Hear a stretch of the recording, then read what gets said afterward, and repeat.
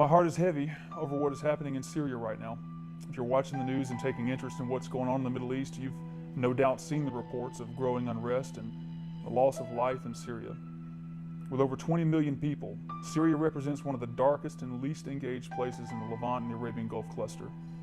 Right now we have virtually no access, no sustainable presence or witness inside of Syria.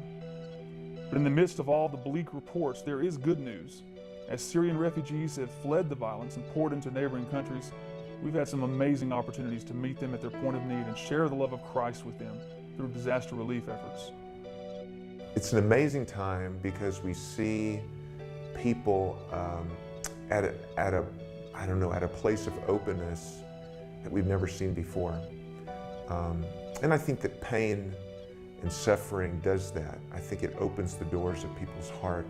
There's a vacuum that's there, and we just want to be there with the right message.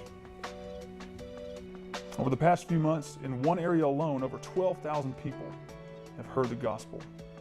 These are people that we've never before had access to and may not have access to if it weren't for the crisis in Syria.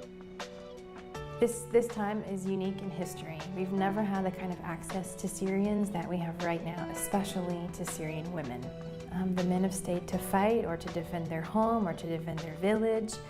And so what we're seeing is huge numbers of women refugees, women and children.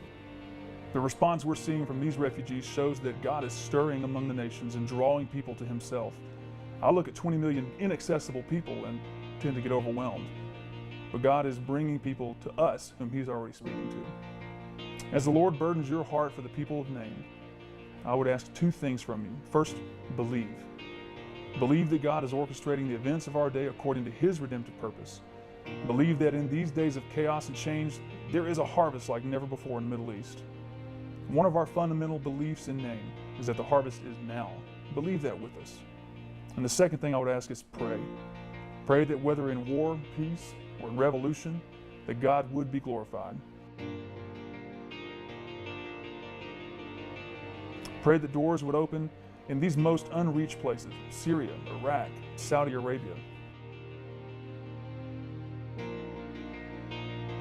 Pray for fertile soil where the gospel can take root and transform these nations.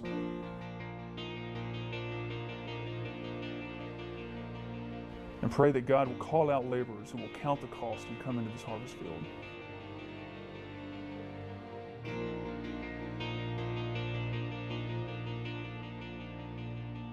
I would love to see the American church rise up and say, we're going to champion these people.